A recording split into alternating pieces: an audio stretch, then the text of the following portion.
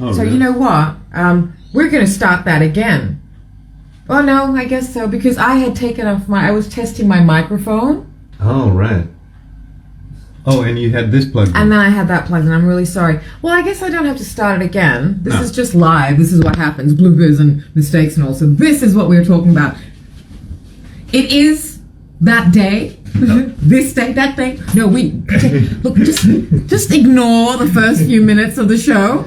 Pretend you didn't see anything. I'm really sorry. And again, those of you who are not watching this on your mobiles and it's on landscape, I'm really sorry. But again, these are going to be downloaded for YouTube because we still need 50 subscribers on YouTube. We've got 47 now. Thank you very much. That is very, very lovely. However, we would really like 50. And I have 3,000 account followers. You'd think that I might actually get a few from there, but anyway, so I've been asking 350 of friends, and I from that I think about 100 people would have seen it.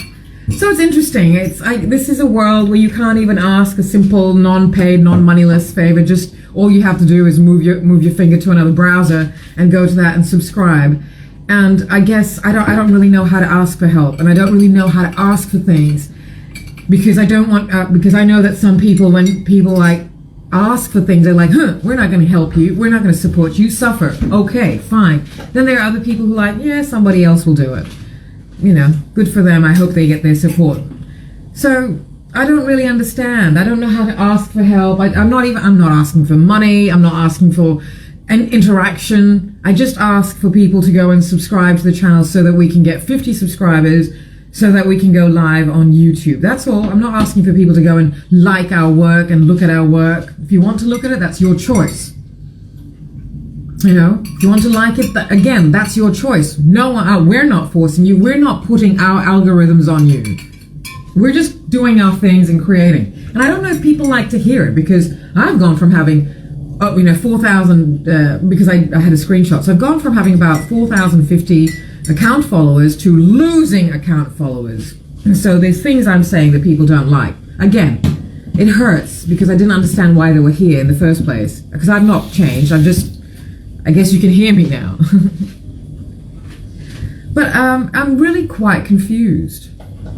I'm really quite confused about why, if I have this number of account followers, why? For show? As I have said before, I believe none of us should be seeing account followers or number of likes. Maybe we can have access to statistics occasionally, a 1 month statistic.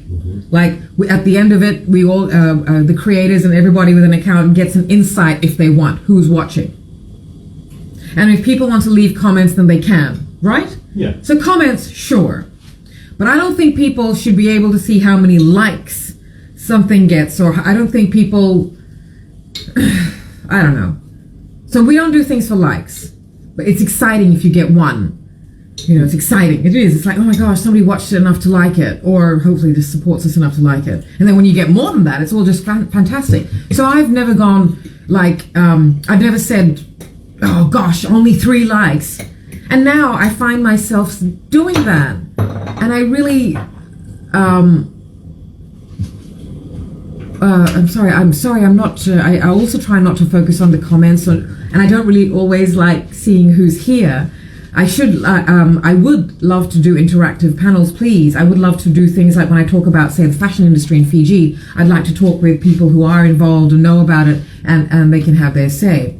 But otherwise, I don't always look at who's here, and because I get a bit shy.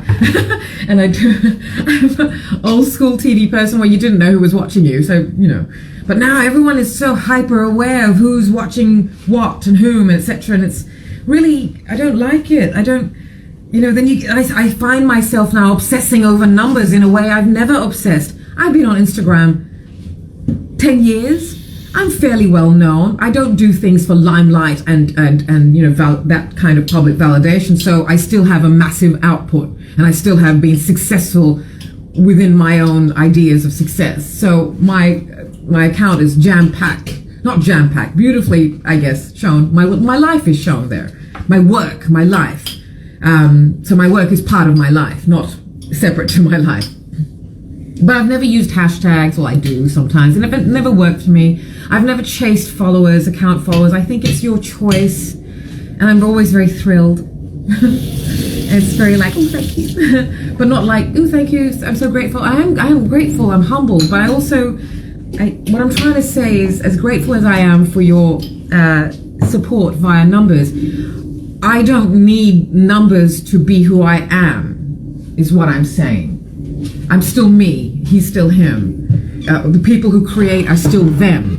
It's cruel to make creators be aware of who's watching. I don't know. This is not actually what I was supposed to talk about. This is supposed to be a light Saturday morning. So let me start this show again. We'll take 3. Yeah. Good morning. Welcome to the Lives of Our Days, Saturday, September 16th, a special edition, because there are 2 very special things happening today. Today's Saturday, September 16th, is, of course, Papua New Guinea's Independence Day, and there's going to be a big celebration. There's a big celebration in Sydney. If you know, and if you are on board with us on all the things and all our platforms, etc., you know we've got some incredible content showcasing, displaying, presenting, introducing you to contemporary Papua New Guinea. September is all about Papua New Guinea. October is about another country beloved to us. So we'll get to that another time. First of all, we're talking about Papua New Guinea in the middle of September. TheStylander.com, www.thestylander.com is our publication. And we have supplements. And the first supplement, well, not the first, but the one right now that is just making waves, you should see our stats right now, is the Wanderer. Sorry, not the Wanderer. I tend to put the in front of everything. The Wanderer, the flower, the t-shirt, the nutcase, the gorgeous man. Mm-hmm. And the one. Sorry. Later, I'm talking about things right now. Sorry for that. That was an ad break. Don't worry about it. Yeah. So what I'm saying is this. Contemporary Papua New Guinea. All over the things. Not really the socials. I'm not really good with social media. Sorry. And it's just 2 of us doing everything. So sometimes it's not that I drop the ball, because sometimes there are people, especially creators, the more we do, the more we do.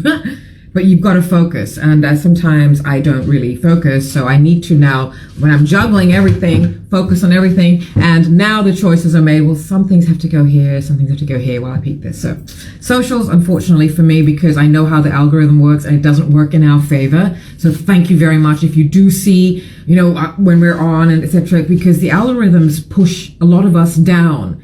So when you are here, when you make the effort to come and see and interact and like and stuff, that's incredible. And that's what I'm very grateful for. So thank you, because I'm not grateful for the numbers. I'm grateful for you right now. Gosh, I sound so corny. I assure you that this is really how I think. I sound corny. I'm like, yeah, please, rolling my eyes at my own self. But this is really how I feel. I'm actually very grateful to have your eyes right here. I'm talking with you. You're joining us in our kitchen. Sorry, Studio K. And it's nice. It's cool. Hi. It's really nice. So thank you. Thank you for being here. Anyway, so Papua New Guinea, a star, an unknown star. Look, Fiji gets slept on in that it's never recognized for the tropopolitan society it is, and we'll get to that another month. But Papua New Guinea especially gets slept on for everything. So we're showcasing and showing you what we already know. Not that we're changing for you to. We don't change. We're just. This is what it is. Mm-hmm. Contemporary Papua New Guinea. That they're doing the thing already. We're just going in with cameras and stuff and saying they're already doing the thing. They're already like this. They're already who they are with their ancient land and their Melanesian Pacific, culture and society, and their modern contemporary society, the diaspora as well.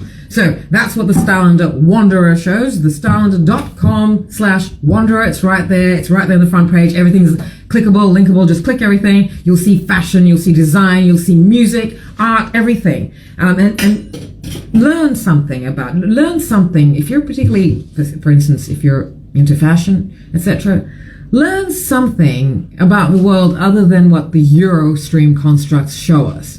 if you know the Versaces and the Armanis and the Kleins, you know, and the McQueens, and I've actually just said all male designers, really. Wow.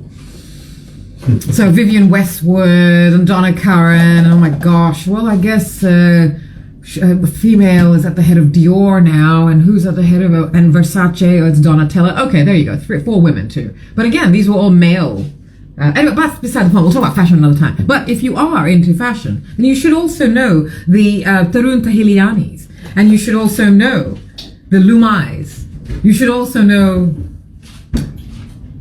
Temesia from Fiji, who is actually one of my faves. So we'll talk about all that another month.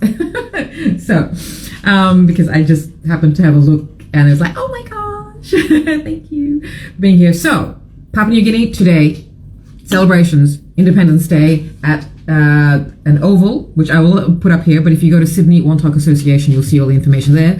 At the MLC Oval at Kensington. Sorry, I have a lot of information in my head. We don't usually script anything, as you know, because this show is unscripted, unscheduled, unedited, unadulterated, but never unhinged. We're structured here. It's all in here. Anyway, Independence Day celebration starting at 10 o'clock, which is right about now, ends around 3 o'clock. It's a beautiful day in Sydney. If you can, please go to it. The Oval, I will have these details here, but they're also freely available on Sydney Wontok Association's account. And go there and you can see all the details. Again, it'll be fantastic amongst the Wontok. Go there, be there. We'll be there and we'll take you there if you aren't able to go there. But if you're in Sydney, please make the effort because it's a lovely, lovely day. Go support our neighbors. Go support a country that has been on this planet for a very, very long time. The people and the landmass are ancient. And also, Australia, you know, colonized them. So come on. Come on, it's time Australia, it's time to show your bolstering. Be the foundation now to push them up instead of standing on their shoulders like you do. Anyway, but we're moving on to what the other big thing of the day is, and this is where we go. Dun, dun, dun! It's Batman Day. Happy Batman Day. Happy Batman Day. So we're going to be having a Batman Day. So we're going to start with a little bit of background about Batman.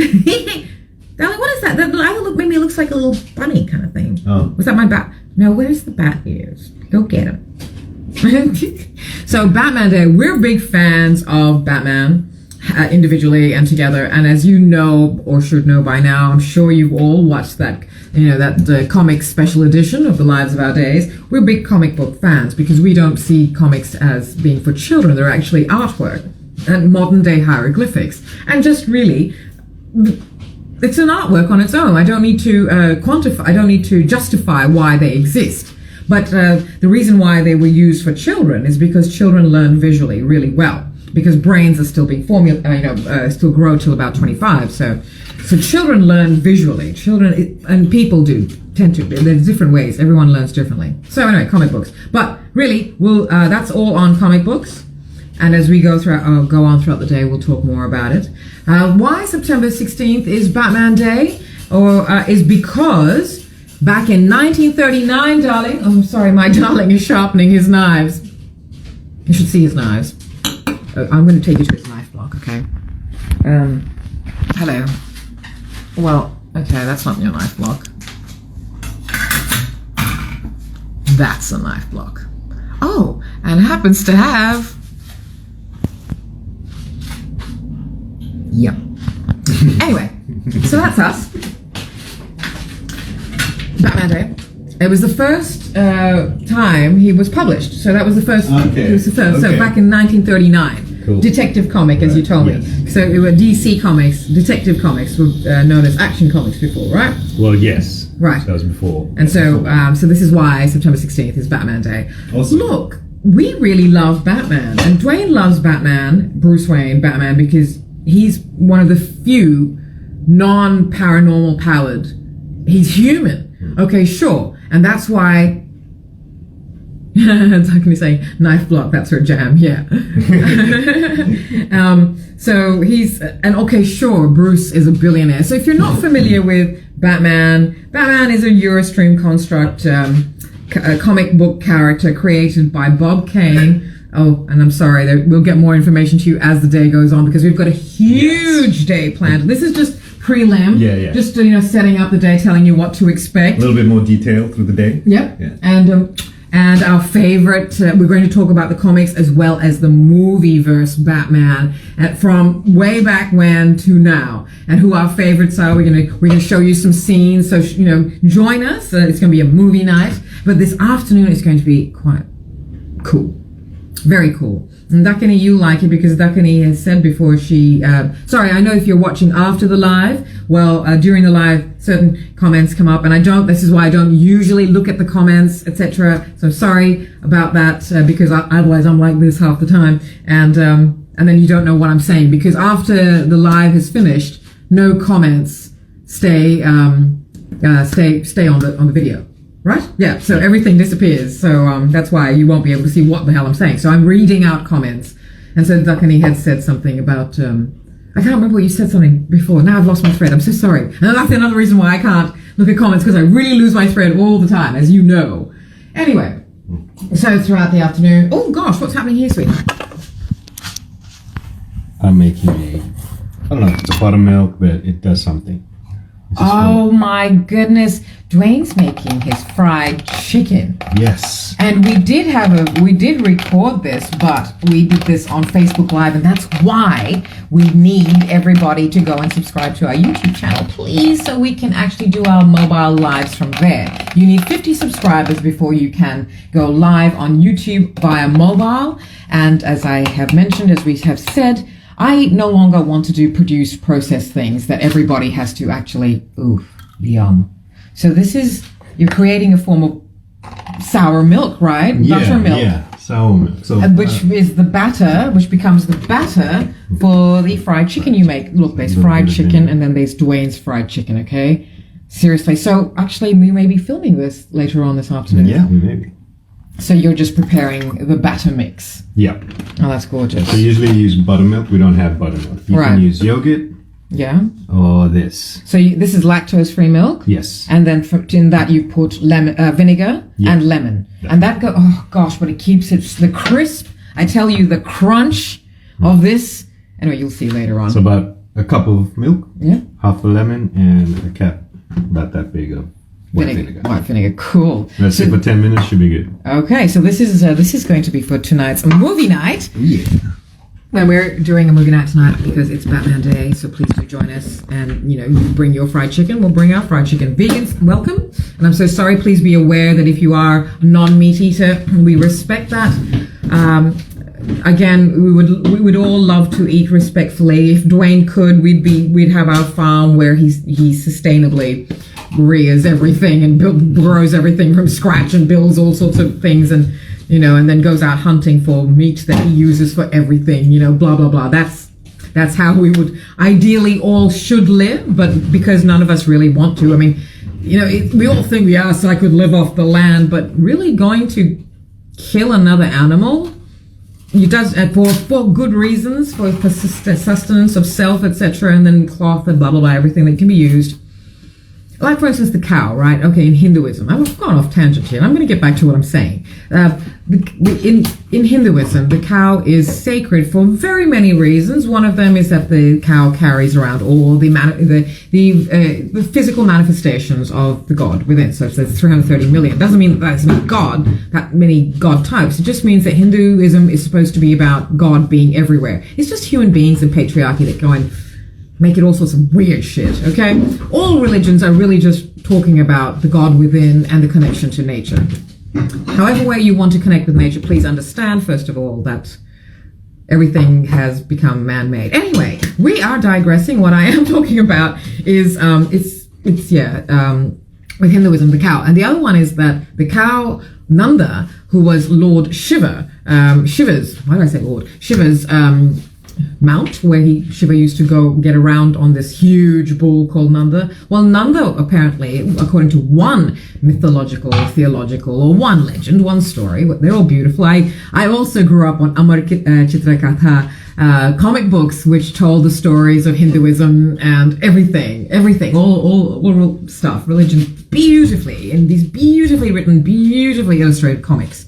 for children. It was great. I love them. Anyways, this is why I know a lot about Hinduism. So Nanda actually, maybe this bit I didn't get from the comics. So just in case you're wondering, where did you get that bit from? The comics? I want those comics now. No, not in those comics, but the bull Nanda apparently saw Shiva and Parvati. Now Parvati was the second tier manifestation of the great Shakti, which is the great energy of the universe. Shakti came to heaven to be with Shiva as Parvati. So when Parvati and Shiva were getting it on, and I'm sorry if you're Hindu and you're insulted by the way I speak, but I have full reverence for the spirituality of this world. Okay, so and I'm not religious. So he apparently this is where the Kama Sutra comes from. Not the way you think, ooh, Kama Sutra, hee, sex, jokes. No, that's never what it was about. But this is what Nanda apparently saw Shiva and Shakti making love and the world and the universe, and they created it, blah, blah, blah, something like that. And then, so yeah. Or maybe the sage. I don't know. One of these things have got something to do with it. So the Nanda saw it and then came upon a sage who he told everything to, that as they did this, these worlds were formed and this river was formed from their orgasms and blah, blah, blah. This is not from the comics, okay? But it's so obvious. Yeah, right. But so it's all very beautiful, and so that's the other thing. So this is why the cow is considered sacred, but also in terms of practical terms, the cow provides continuously. And if you kill that cow right now, well, okay, people have meat for a while, but you're not going to have milk for a longer while. So in terms of practicality, I think the cow was kept around for practical reasons. I'm just saying, the cow dung was used to make things, make walls. It was because the cow only ate grass. The dung was, processed in their bodies quite cleanly. Yeah, because in some stories, the gods do go hunting, right? Oh. They hunt deer, which is related to the cow, right? Yeah, because you call a baby deer calf. And you just assume that they wouldn't just kill it for fun; they'd eat it. Well, the deer story, the hunting for deer thing is, there's actually another thing behind it. But the human beings used to go hunt. The human beings hunted. Look, I don't like any of it. But I'm just saying this is the whole thing. So apologies if you are a non-meat eater. We do eat meat, and we're respectful of it. I respect your choices, why I understand. But there you go. So join us for that later on this afternoon. But let's continue with Batman. What else? So this afternoon is going to be very special because we will be going in depth about the comic book lore. And please do ask questions if you want. And why is it so interesting? Because, see, we do view these stories, these character creations, as a bigger understanding of how society sees itself. All of these constructs are white, of course, Eurostream constructs, but that doesn't mean that characters haven't been created way before. Excuse me. That was really lovely. Yes, hello. Oh, I love all his spices. Right, cool. I'm just gonna marinate. Oh, you're marinating now? Can we watch? Yeah. Is it? Oh, sorry, non-meat eaters, please be aware where I'm about to turn the camera on to Dwayne marinating the drumsticks. So, don't be... And because he's going to be hands-on, and I didn't get you washing your hands because we all like to, Dwayne, make sure... Because I used to co-own restaurants, and we ran it together for a while, and... we're very particular about hygiene, and particularly because I'm already a germphobe, and then after COVID, I became even more of a germphobe.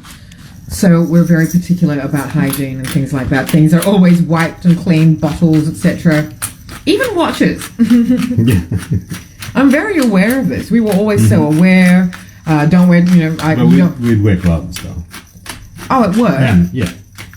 Yeah, absolutely. But what I'm saying is that just be aware if everybody... Also, because I should say that if you're in Sydney, we are catering soon. Actually, now.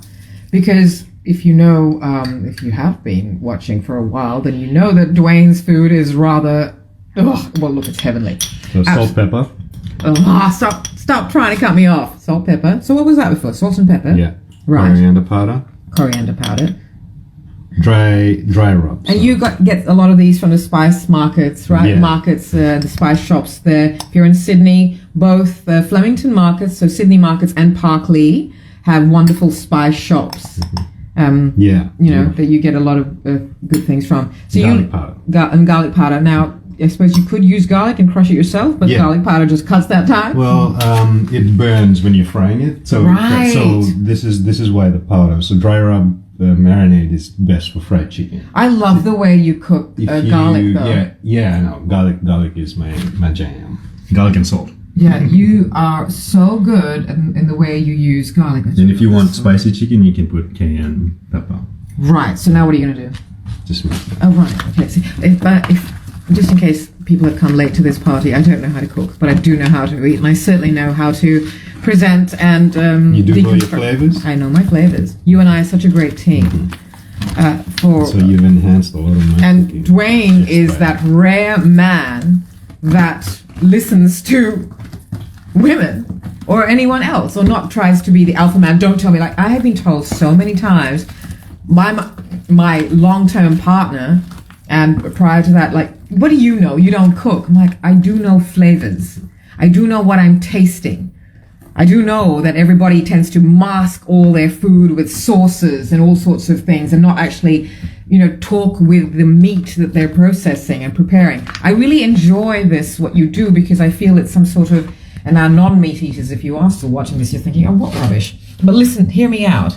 I feel you're actually respecting, this is going to sound crazy, but respecting the animal that we are going to use for our flavor and our taste, sensations and nutrition, right? Yeah. By actually enhancing their flavor and not masking it with all sorts of sauces and shit afterwards. I hope people understand what I mean by this, because otherwise, what's the point of killing this? Why don't people just have sauces then? Do you know? What was the point of killing an animal? Ooh, it's time for that now. The consistency. So it's just so it's like, I guess, sour milk. Yeah. That's sour milk. It's not, I guess, but that's what vinegar and lemon would do, right? Ooh. Oh my goodness. Yum. And then is that what fries? Is that the batter? Yeah, so, and after this I coat it with flour, which is spiced as well. Spiced flour. Right. And then that becomes that's the coating for the chicken. And that fries in that. You'll see. Yummy. Well, it looks good. So this is what you're doing, massaging like this. Oh, the flavors and you use salt the perfect way. You are the original salt babe, darling. You use salt and garlic. Now this was about Batman Day, I know, but look, this is about Batman Day because this is what we're going to be eating during movie night, and you're joining us, so we've got to make you're going to be part of this day with us. So yeah, I love that. This is the flavors will just come out, and that crunch is incredible. That this is the way I really love how you cook meat. It's the flavor of the meat, and so I guess you will need to wash your hands, my darling. Anyway, so I hope you do join us for that. What was I saying about?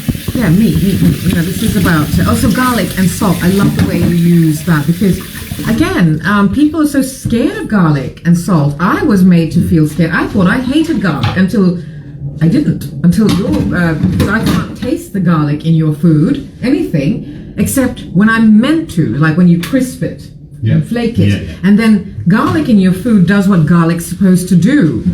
It's sort of I think it's garlic's aroma that is invisible to our olfactory senses. I think it's interesting because Asian cooking, Indian and Chinese, I guess Japanese too. So what happens with the garlic is you fry it in hot hot Oh oil. yeah. So, and it becomes almost roasted. Yes. So that kind of takes away that powerful, potent garlic flavor. Right. And it changes the taste of it. Right. So, but garlic is important in cooking. So if you use a lot of it, make sure you fry it properly. Because if it's kind of half cooked, then it's really like it just burns. And that's when that pungent aroma comes in. So people don't use garlic properly. Although raw garlic is spectacular. Just chew that. Just chew it.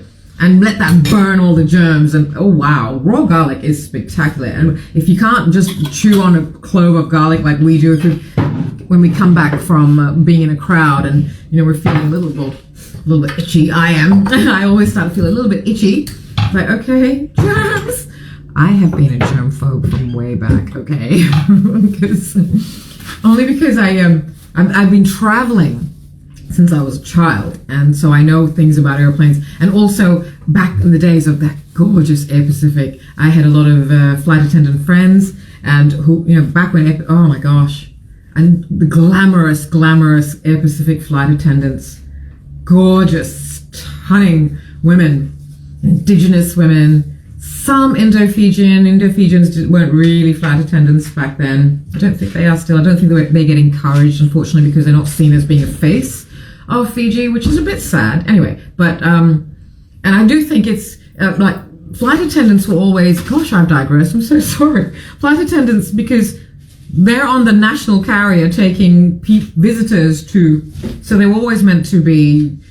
Certain presentation. Unfortunately, presentation does always mean visually as well. So always well presented. The Air Pacific uniforms were stunning, gorgeous back then. My half sister was a flight attendant, so that's also why I know. But I would hear, and the cool flight attendants, they all come in.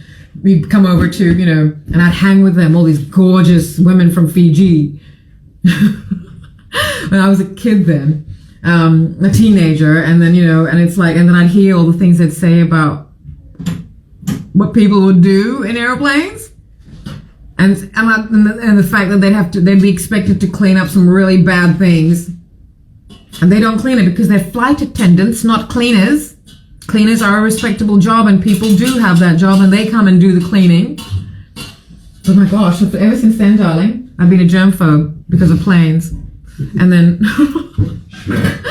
And so they're stuck in a metal tube with people. Yes, and it's like breathing. Like I've always I've never worn masks, but I've always had like light scarves and things that I would put over my mouth every time I travel, so that I didn't have to breathe everyone's germs. Oh, so COVID time was like, yes, validation. There are germs everywhere. I told you.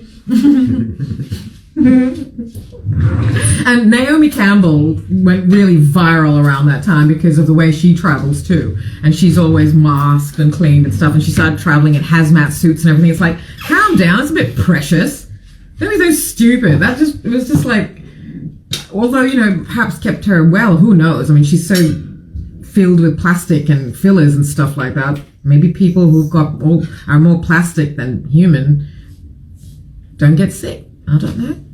I don't know. Interesting. Yeah. Oh. But anyway, so yes, those are germs, blah, blah, blah. We're talking about germs. We're going to wind it back, son. Yeah, wind it back. Listen, I do know where I am. I am talking about garlic and salt. And I love Dwayne's use of it. Garlic just warms. It's a smell of warmth that garlic infuses into the food. And it's almost like I can feel garlic's nutritional properties in the invisible aroma that permeates the food. All of a sudden you go, where's the garlic? But yeah, you feel it. I don't know. Sure. And salt. Salt is just that thing that goes, ouch, ooh, that hurt a little, but pricked me, and it's like, ooh, okay, that's cool. It's like with succulents. If you go I can't remember the term. If you have succulents and the stems are elongating, there's a term for that. The stems have, because the succulents are looking for sun. Don't overwater them. Also, they do need sun, regardless of what people tell you. Ooh, this needs to be. They're sun plants. They're desert plants. They need sun. but when they get longer stems, that means they're looking for the sun. So what you can do very gently, and just do this with a toothpick that perhaps has not been in your mouth, just to and score the stems. Score the stems, and spray it with a rooting hormone. Apple cider vinegar diluted with water is good, but you can also get something from, I don't know, your local nursery, something like that. And then, the succulent shoots will start shooting out of the stem. I had a point to this, sweetheart. Salt. Salt is that's kind of like what salt does to food. It makes little incisions into the food, into what is being cooked, and breaks open the membrane of the ingredients, is how I feel what salt does. It breaks open the membranes of each ingredient so that the ingredients' full flavors can come to the fore. I hope that makes sense. So Dwayne uses salt and garlic in that way. And I find that spectacular. You've never been afraid of it. People are like, ooh, not too salty. And it's like, and also people do not, without tasting your food, and even then don't. Because usually, well, particularly if you're eating Dwayne's food, don't add salt and pepper to it without tasting. I'm sure that many times, because good chefs tend to undersalt. So when I say undersalt, salt really shouldn't be tasted, I feel. It should be, again, felt. And there's a nice zest that's different to lemon. So zest is more of a lemon feel, but salt does that thing where it's like a sharpness to flavor. Salt's done that. So if you can taste things sharply, you're not supposed to be salty. Things are not supposed to taste salty. They're supposed to taste sharp, and that's what salt does. So that's what I love about that. So if it doesn't taste sharp enough to you, then you can add salt. And if it doesn't taste hot enough to you in terms of what pepper does to food, then you can add pepper. But don't add sight unseen. That's just you showing the world how bland your taste buds have become, that you need constant stimulation of it, that you can't taste anything without it. Don't do that to yourself. Learn to be raw and naked with everything starting from your taste buds and your brain. Okay, now I'm getting preachy. Shut me up. And we're going to put some salt on it. Oh, I did. Sorry. Anyway. Hello, darling. You're so young. You're so young. I love this t-shirt because all your t-shirts usually cut you here, and all your biceps and triceps get hidden, and you're not one of those guys who are like those bros. Flex. Oh no, hang on, let me flex. Well, I've still got some biceps. Yeah. And my triceps are sort of disappearing. Welcome to our show. It's random shit. Gun show. It's this army and this army and these armies. Show them your armies, darling. He won't, because he doesn't like doing that. I gotta go to the gym first. Even then. Really, like, ripped.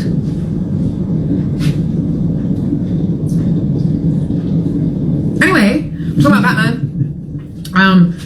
Batman today. So, we love Batman. So, really want you to join us for that later on after the Papua New Guinean Independence Day celebrations. It's 48 years they're celebrating. Give me the math here. 1975. Not too long after Fiji's independence. But again, let me remind you, thestylender.com/wanderer is all about contemporary Papua New Guinea. We've also got our videos up on our YouTube channel about the live on Wednesday night at the Australian Museum. It was Papua New Guinea in the house.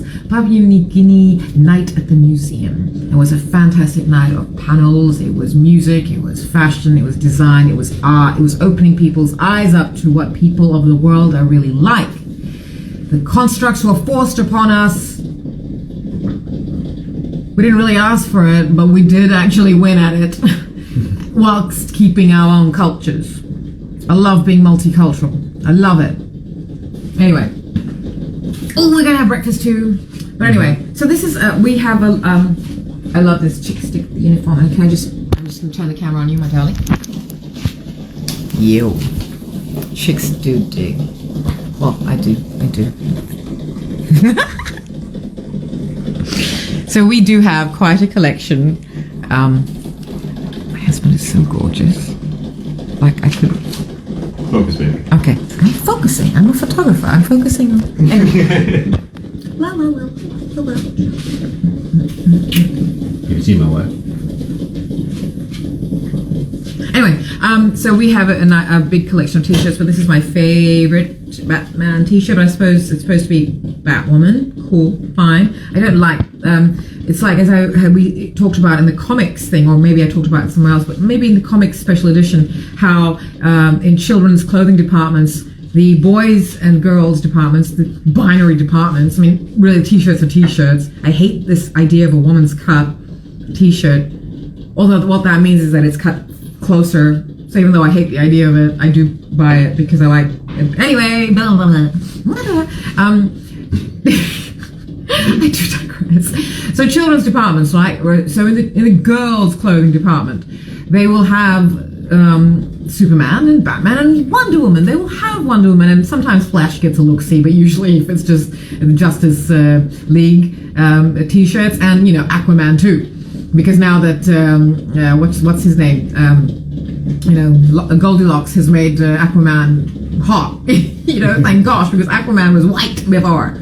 I didn't see anyone complaining about that changeover when Jason Momoa was cast as Arthur Curry, who in the comics was blonde and, buzz cut head. Yeah. But when Ariel, the Little Mermaid, oh my God, who is it, Chloe Bailey or Halle Bailey? Well, one of those gorgeous young women was cast as Ariel. Oh my Lord. Where was the outcry when Jason Momoa was made Aquaman? Huh? Anyway, we resume normal broadcasting. What is this? Who's saying it?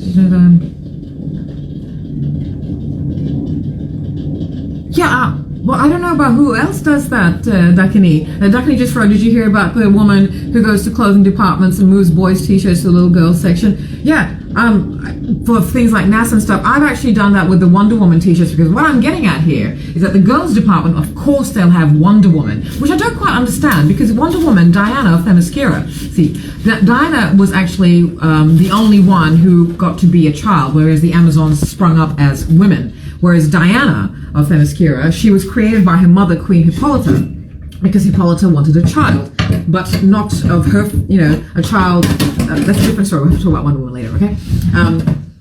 So Diana was also a little girl. So I don't understand why the t-shirts for girls are not Diana as a girl.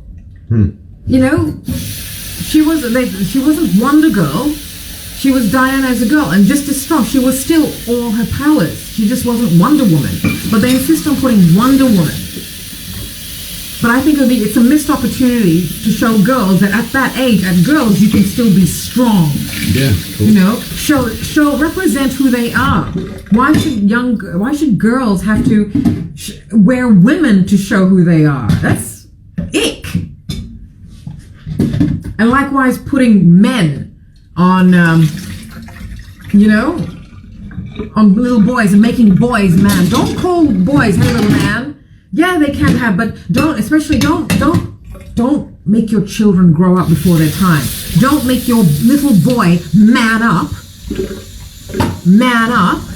before his time. Don't tell him to stop crying. Look, in some instances, all of you stop crying. But don't make it a gender thing. Don't say it's not manly or stop being a girl. Because tell you what,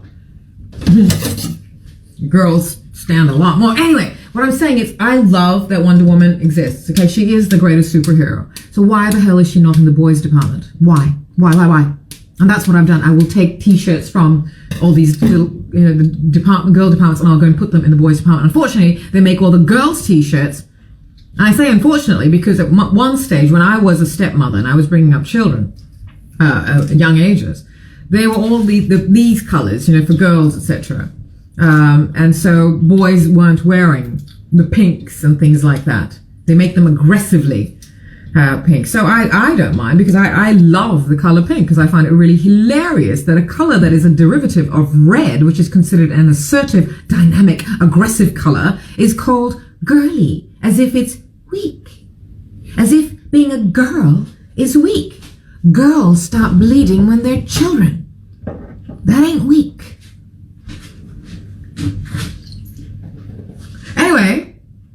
We love Batman. Yes, we do. And Diana. We love Diana and Batman. Those are our two favorites. So Dwayne loves Batman because of his human things. Now, we do need to tell you our theories and why Batman, not our theories, it already exists, why Batman needed to be a billionaire, why Bruce needed to be a billionaire. Because this world is expensive, okay? And this is what these billionaires should be doing with their money, not the stupid things they are doing. So it takes a lot of money to save the world as we've created it now. It took a lot of imagination and greed to get us where we are. Now it's going to take a hell of a lot of money to get us out of it. So even in the real world, like make us billionaires. I hate the concept of being a billionaire, of billionaires existing. Billionaires should not exist. Millionaires, sure, go for it. Everyone actually, and we've talked about this before. There is enough money in this world for each one on this planet of a certain age. Say, as everyone gets to 18, everyone gets $1 million, right? Million of the highest, and make one currency. One currency will just fucking fix the world's problems. People with, economists are like, it doesn't work like that, Sandhya. Really? Unpack it further. It's all about trade and all about profit. If we take profit out of it, let's talk. But anyway, so this is why you do need to be a billionaire to save the world right now, and make us billionaires because we know what to do with it. We'll go and fix some things. We've got solutions. And the problem with being a billionaire is that once you start giving it away, you're not a billionaire anymore. So if you want to stay a billionaire, you've got to keep manipulating people or somehow convincing them that they need to spend their hard-earned money on you, the billionaire. Like what everyone did with Kylie Jenner. Made an already entitled sport little shit a billionaire by going to buy her cosmetics that she already... What the fuck? Like, I don't mind Rihanna being a billionaire, and I really hope Beyonce and Jay-Z go and do it, because I think Black Americans in the fractured states of America really need to go get theirs, go earn theirs. They were stolen, then displaced, and then constantly treated like... And let's not even start about the First Nations people of that country. They need to be. They don't want billions. The First Nations people don't want to be billionaires. They just want to live well. On their land. On their land. Likewise in Australia. Likewise anywhere. On any land. People just want to live freely on any land without having to pay the tax of being, what? Because we're only seen that way by, a First Nations person has never said to me, a migrant, I'm an ally. We're allies to this country. We step and tread and walk with respect. I come from a country where we're displaced as well, but allies. And I don't know. I've never had a First Nation person say to people of color, culture, multicultural, go back home. Only Euro people do that. I'm like, what? Where do you think you came from, mate? Yeah, that's right. I don't understand. Weird. Anyway, that's that. So, we're talking about this. We're talking about Black American billionaires, blah, blah, blah. Yes, I think that Black Americans need to be billionaires now. They need to now govern. Sorry, end of story. And Latina, Puerto Rico, all those people. Anyway, because no one needs to be ruled. We just need societies reconstructed and governed, and with no walls and no doors, just equity and structures in place so that there's no anarchy. A little bit of chaos is good. Not anarchy. Chaos makes you thrive, makes you want to create, makes you want to, it's exciting. Chaos creates excitement and possibility. Not anarchy. Don't confuse the two. I'm being preachy, but I'm very particular and pedantic about things like that. Anyway, I got breakfast. Sorry.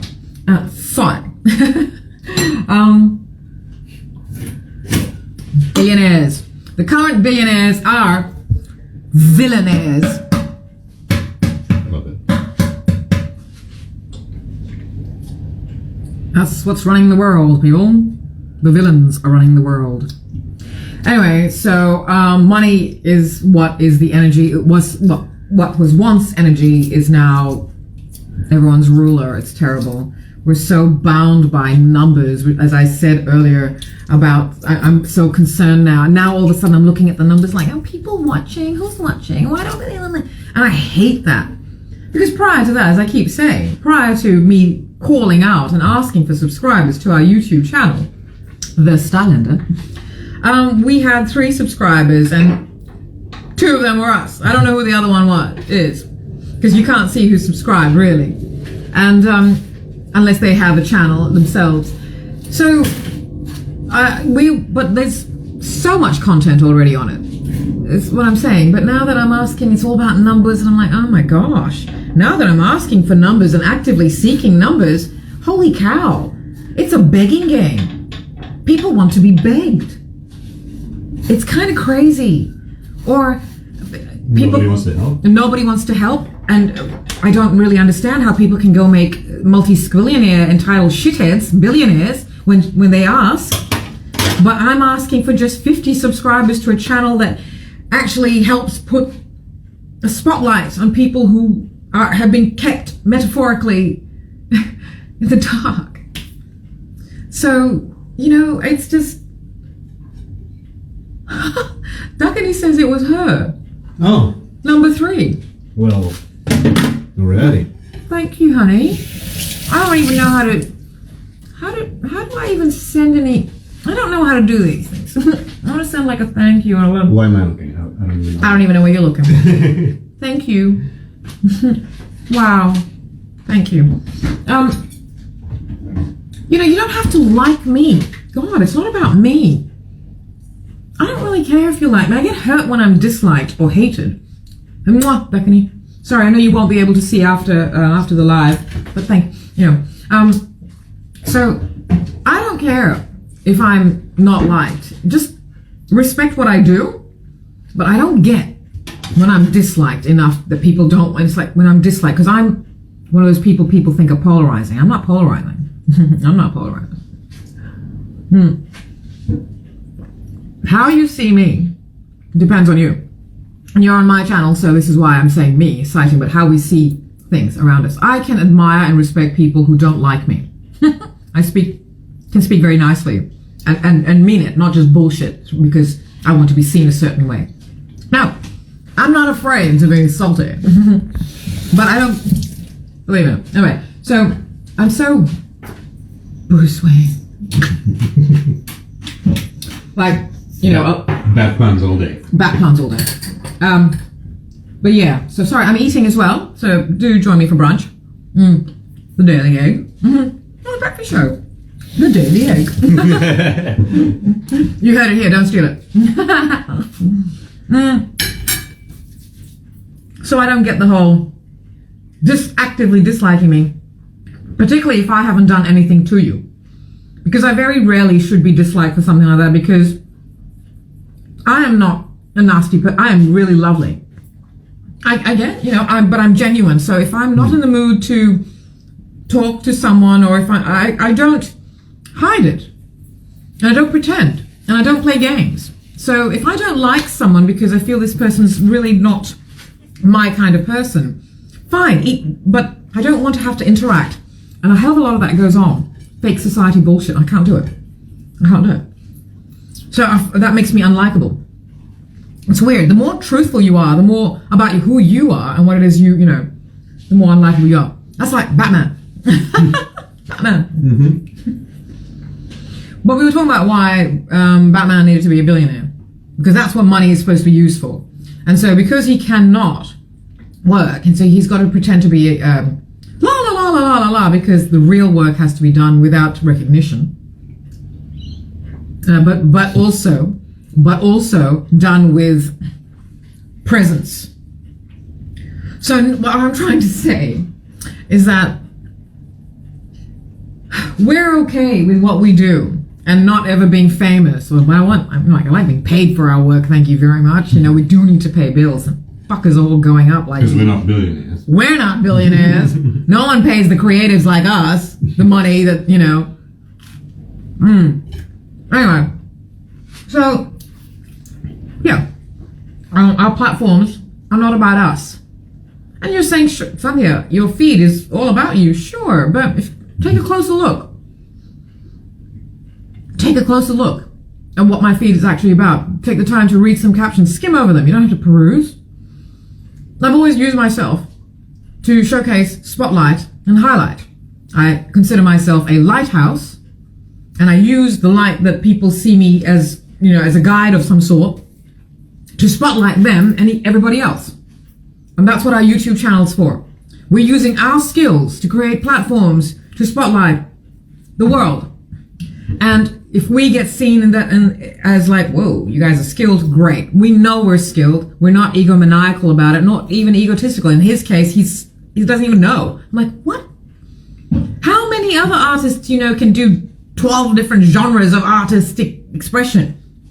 He's like, huh? Everyone can. Oh my God, you're dumb. Shut up. I love you. You're the most incredible, brilliant, magnificent man I've ever met. I'll never know. Anyway, so it's just anyway. So please do like the channel, because I want to talk about all these wonderful people and places and things and share all that crazy shit in my brain. Show you my husband. This beautiful. I mean, my soulmate is from the country of my birth, and he's a mix of the 3 most magnificent races. Indigenous Fijian, Indo-Fijian, and Chinese. And I love that. And he's from Fiji. And I'm from Fiji. And DNA match of brains. We're best friends. Sometimes I forget that he's my husband, and that we're married, and that of course he's my husband. Because I forget that we're not just best friends and work colleagues. I feel really shy. I'm like, oh my God, I've got the hots for my best friend. Then I remember he's my husband.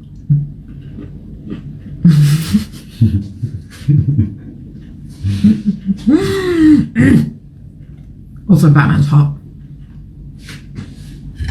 We have different ideas of what Batman should look like. So this is going to be interesting when you join us this afternoon. Mm-hmm. Okay? Because what I think Batman should look like is very different to what Dwayne thinks Batman should look like. And it's an interesting viewpoint also. Dwayne is an illustrator, an animator, graphics artist. He studied to be that. So that's going to be very interesting. So we really go deep into this and the psyche of what this means for a larger human society. What we forget when we look to things for entertainment, that really is just in a condensed, fantastical way, fictionalized way, showing us what we're all capable of and what it is we want and what we could do if we really tried. Think about it. If Musk kept his dick in his pants, all he's trying to show people is how virile he is. He's got his 11th child. He's got 11 kids. Now, billionaires can go and have as many kids as they want because they're not having to worry about the cost of living, are they? And they want to, what is it? The one woman who voluntarily became the mother of Musk's twins, one set of kids, says that he told her he wants to spread their seed. They think that he thinks they're the superior ones because he's South African. So don't tell me that there's no shit going on in the world and everyone's accepting this crap. What is going on? It's terrible. Anyway, billionaires. Make us billionaires. We'll make everybody, I don't like the concept of I would never want to be Sandhya and Dwayne, billionaires.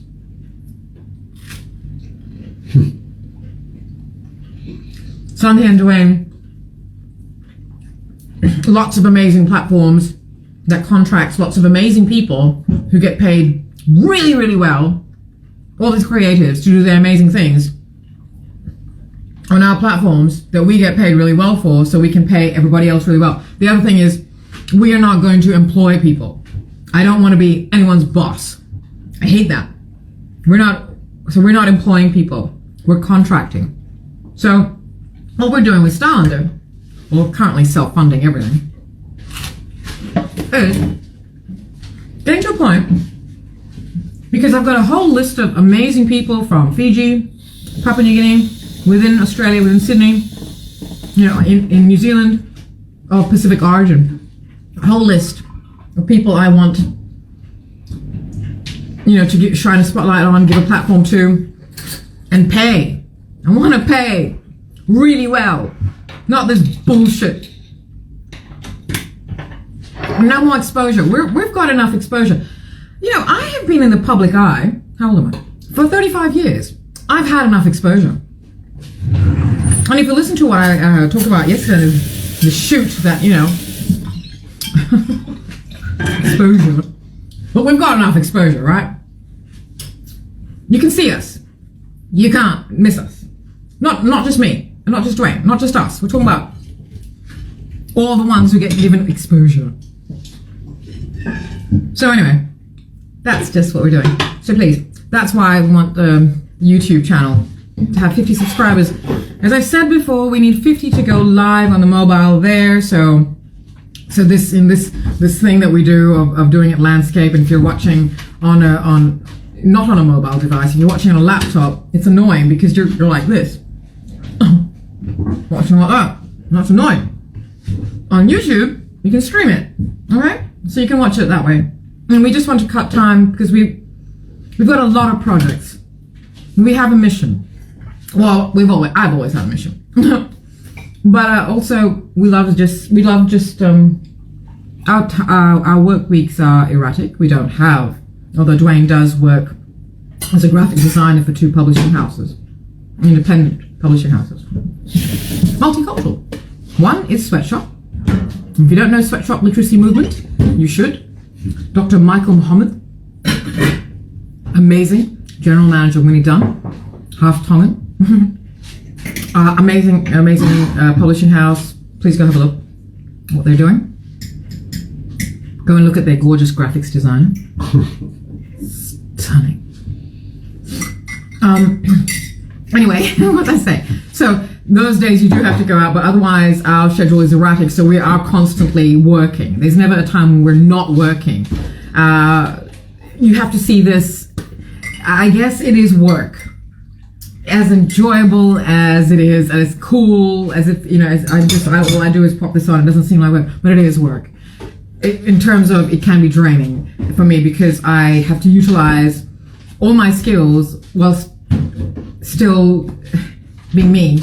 That makes no sense. What am I saying? I'm saying that this is work because we're using it to showcase our style of filmmaking, of the knowledge we have, of the skill set. So this is basically a visual resume. So I get why people are like, well, why should we support you? Why should we do that? I'm like, okay, well, we use this as a visual resume so we can create and expand the platforms that we have created because we don't intend to use those platforms just for us solely. So that's what I was talking about, my Instagram feed. If you go through it, you'll see that the clothes I wear are always either a Fijian designer or a designer from the Pacific or a designer, a First Nations background or an ethical, sustainable, not well-known designer, something like that. Or I'm showcasing vintage wear, or I've got something. So it's always a point. It's never like, here's my ass and here's a selfie. No, I don't do that. And good for you if you do, because I think people should take more photographs of themselves, by the way. Look at outside the world, but don't hide yourself. The fact that if you don't want to show yourself, I know that we all have our individual reasons and for different personalities, but take the selfies. I'm not condemning that at all. It's just not my thing.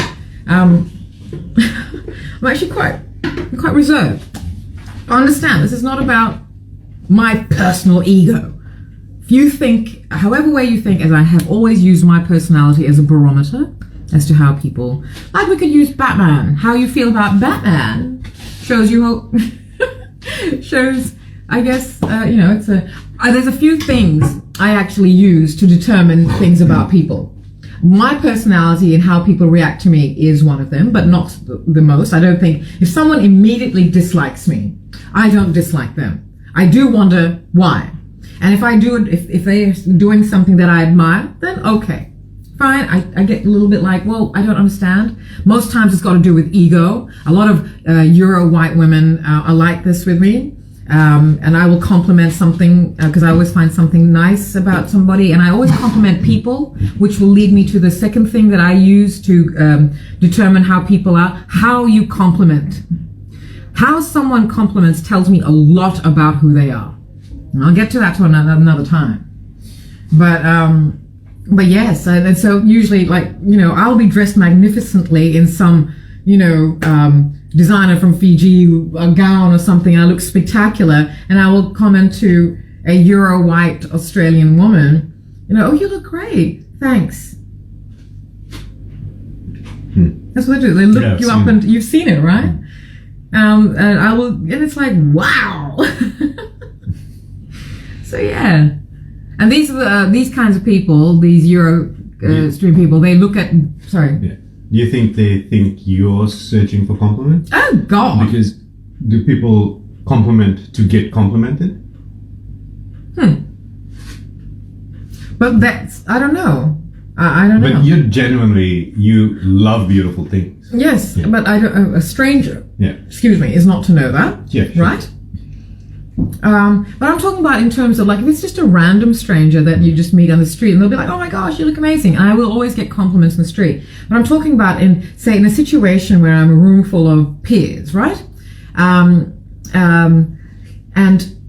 so if there's white people there, Euro white people, I say Euro white because let me just say this again and anchor me, darling, so bring me back to where we're. I say Euro white because pretty much every race has a huge spectrum of skin shades within that racial grouping. So you can no longer.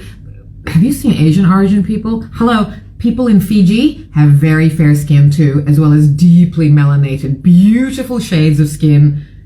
So white people usually kind of red. And I have seen beautiful, beautiful white people, Eurostream white skin. But Asian origin white skin is gorgeous, as is beautiful. I love deep melanated skin. Deeply. Then when it's pearlescent, when it's inbuilt highlighter. Anyway, we're digressing.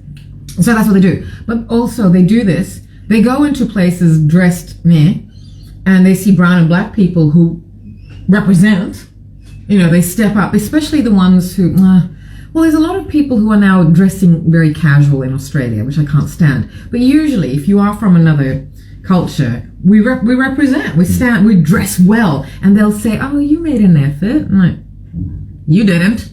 Why didn't you?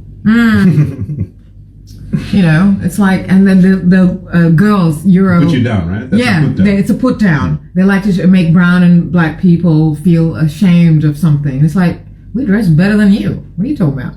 I've had absolute, like, you can tell they're junkies and they're really not salubrious members of society in any way. But I'm not standing there judging them thinking, how you bogan junkie. But they walk past me and say, oh, look at this bitch. You know, ugly bitch. And it's like, did you see a mirror?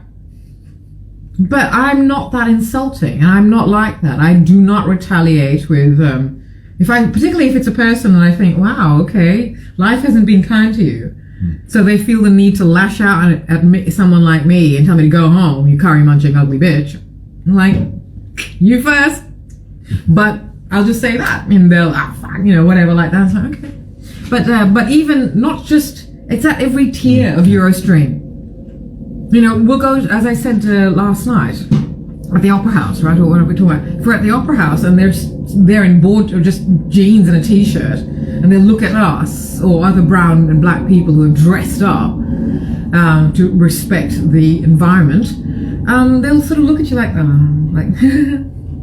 oh, they sort of like look at you, and then as soon as you notice them, they'll look away, and you go, what? And unfortunately, young girls, Euro girls, Euro white girls, they do that, and they will. They do that to me so many times. They'll walk past me and giggle amongst themselves, like hee like that, and like try and, you know, and it's like, I will actually, what? And they fucking run. But as I said to you, back in 1993, I had that terrible, when I was absolutely astonished. It was my first thing with racism in a Eurostream country. We've gone off tangent here. We've actually got to go soon. So anyway, we will be back with more Batman facts. When we're talking about Batman, I assure you we will be sticking to that. This is just going to be your Batman Breakfast Show, the Daily Egg. Packed full of nutrients. News, views, and nutrients. So, yeah. What was I saying? So that was my first exposure to racism. I was on a career high in Fiji. I was reading the news. I was singing with two bands, Ken Jansen and the Hearts, and a jazz band. And I was modeling. I was really at the top of my game. I was writing. I was producing events. I was really, really, really just like okay, I'm doing things. I'm not just resting on the laurels of my privileges, including my looks, that I'm using. So I was feeling good. I was crossing the street in Melbourne. I had gone to Melbourne for a holiday. I was crossing the street, and this pedestrian crossing, and the car stopped. And as they whizzed past, an Australian white girl, leaned out the window. Oh, you're just gorgeous, love. Not yuck and stuff like that. And I looked hot. Hello. I was 23. I know what I looked like back then, and I know. And so it's like, wow, I would never do that. When I see someone just, in their skin, I'm like, oh, you look amazing. I will tell them, I will lean out the car door and say, you look great. I'm sorry, I don't mean to invade your privacy, or sometimes I don't, because look, guys, we can't be really hypocritical because we can't stand it when guys do that to us. But I do tell, particularly if I'm walking past a woman or a guy, I will tell anyone who I think looks fantastic.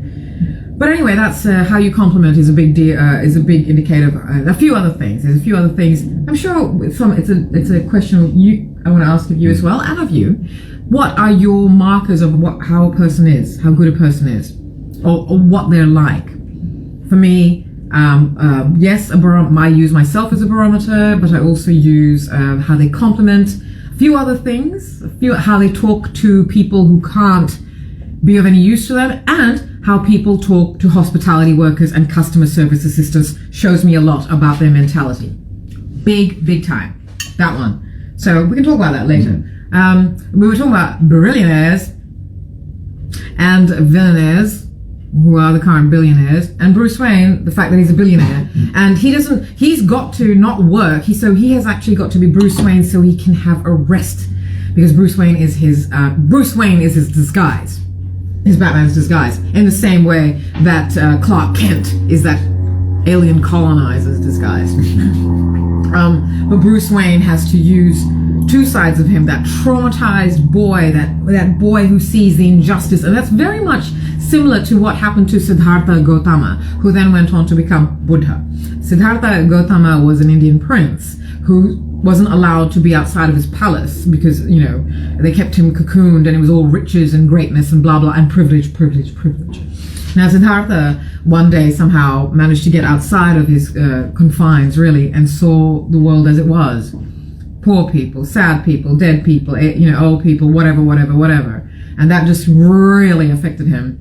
And he left, and left all that and went off. I'm simplifying. So that's what Bruce sort of has in him. He's like, how can he enjoy these privileges of his accidental birth when the world is full of evil and corruption and innocent people are dying? So that's the whole thing. I do love that about Bruce. So he's got to live with that trauma of having, if you don't know Bruce's story, sorry if this is a spoiler, but this is fairly well known as to what set him on his path. It was quite traumatic. And, so, and he's got to hide that while pretending to be Mr. Good Time. So on the surface, he's got to be la la la la, but in the inside, he's battling trauma. So he makes a choice. He could have then gone on and become a spoiled little shit, an entitled idiot who blames everybody else for the world's problems and enjoyed his billions, gone and become a drunk idiot somewhere. He ran away from it, but then he decided to do something. He used his privilege for good. So that's why I love Batman. And so the character itself had to be rich to explain how, if without any superpowers, how we can constantly afford to do this. Because if he's awake all night, he can't go and work. This is what they expect creatives to do. Create your art, but then go and fund it yourself. stay awake all night because if you really mean it, if you really want to do something with your art, stay awake all night, don't eat, starve. And do it for free. And do it for free. That's what people expect. Sorry, but artists should be, freely funded. Like there should be, if you're an artist and you can prove it because you've committed to it for a year, this is what I'd love to have. Like a bank account for artists that we can put all, show your commitment, then you get, I don't know, a card and it's yours to do whatever you want. But there's a limit, no control over what you do with it. That's the other thing. If you give people $1 million each, right, you can't control what they do with it. Yeah. It's up to you what you want to do with it. Now let's see what you do with it. If everybody had the same amount, equal footing, let's see who's talented now. Let's see who deserves the numbers then. If you're not hustling and dancing on tables showing your underwear or your ass, no shade to anyone. I'm just citing examples of things that I have seen. Again, not an individual thing. I'm just saying this is what people do. So I think that's how I think. Maybe naive, it may be privileged, but idealistic. People say, oh, you're so naive and idealistic. Why? Don't you want to see the world a better place for all of us? Why is idealistic an insult? Don't you want to see a better place to live in for all of us? Do you really want to be happy at the expense of other people? I think everyone does, but the idealistic thing is, it's just, why hasn't it happened already? Because of that question. So if it can happen, it should have happened. Because we all wait for everyone to save us. Yeah. We all wait for miracles. Meet your miracle halfway. Again, sorry about the preaching. Meet your miracle, pulpit, do this, do this, do this. Don't do any of it if you don't want to. Sorry. I'm just it's just that you've got to actually what it is that you want, you've got to show that thing that you want. That thing and that thing only. That what you want is what you are going to work towards being ready for. So it'll come to you. You've got to work towards being ready for it. You've got to show that commitment and that consistency. And as I said before, that consistency is not actually about quantity, it's about quality and elevation. In this world, though, now, because it's a different world, and so we have to move with the times. You can't just, just because in my time we used to do it this way, so I'm going to do it this way. No, you've got to change. You have got to change. You've grown. You've evolved. Well, maybe. But you've certainly grown, because we can't stop that. It's inevitable. Time. The passing of time. So if you've grown, why can't you understand that everything else has to change too? Because you are not who you were a second ago. So, all that stuff. Anyway, that's what I do. We'd have these bank accounts that if somebody wants to be with us kind of thing on our platforms, etc., here's an unlimited bank account. Well, $1 million bank account. Go do your art. Give us the content. Wow. Well, that'd be great. Yeah. Ideal world, huh? Well, like not even $1 million, just an sort of an unlimited bank account where they can go and get money to live and then earn money from their work. So a bank account that allows creatives and artists, like I'd love for us to earn the money to fund such a thing. To have a bank account where everyone gets a card, people who are, say, Style Under contributors, right? And to pay their bills. To pay their bills so that they can continue to create the content. Yeah, cool. Right? To go and freely create content, but it has to be commitment and it has to be really educated shit. That doesn't mean you can just go rip pages out of a magazine and go to a tailor with material from a shop and say, I want all of this and I want to have a collection. No, you've got to show commitment to understanding what fashion is, understanding what it is you want to do, understanding if you're going to go trend-based or you're going to go classical, because trends are weird now. There's no such thing as a trend. The trend is over as soon as it trends. Understand that. So don't worry yourself with trending audio. Anyway, we do have to go, darling. So we'll be back this afternoon, but we'll be back shortly because we are going to be joining Independence Day celebrations for Papua New Guinea today. And it's at MLC Oval, which is in Kensington behind NIDA. Very easy to get to if you're getting there by public transport, but I do believe there's parking everywhere. If you are going in by car to the Oval, I think it's $10 per car. But as I said, if you're going by public transport, there's a tram that stops right in front of NIDA on Anzac Parade, and you can just walk to the Oval. So it's very easy to get to. And it's a beautiful day to be going places. So we'll see you there. Thank you very much for being here, or if you're watching afterwards, then thank you for watching. Again, please, a reminder, if you could please go and like our YouTube channel, just get us to 50. We'll do the rest. We first need to test what it is we can do. I mean, having said that, if we can't actually go live as freely as we go here, we might be back here until we get 1,000 subscribers on YouTube, because there are restrictions in place on YouTube up to 1,000 subscribers. And we need to go live because we would like to, we would like to do nothing. This is who we are. Years, decades of honing our skills, expanding the raw talents and creating structure around them has gotten us to this point where this is what we can do this. We can create a show right here, right now. That's experience. That's older experience. That's the consistency of experience of doing it. So regardless, So I just think that. Anyway, so that's what this show is all about. It is what it is. Bloopers and all. All right, thank you very much for being here. As I've said again, I really must learn to say thank you very much for being here, bye and go. Instead, I'm like, thank you very much here. Half an hour later, I'm like, oh, I really must go. So thank you very much for being here. Dwayne, he's like, he says bye once and he means it, and he's gone, and I'm still talking. Thank you, bye from us. For now.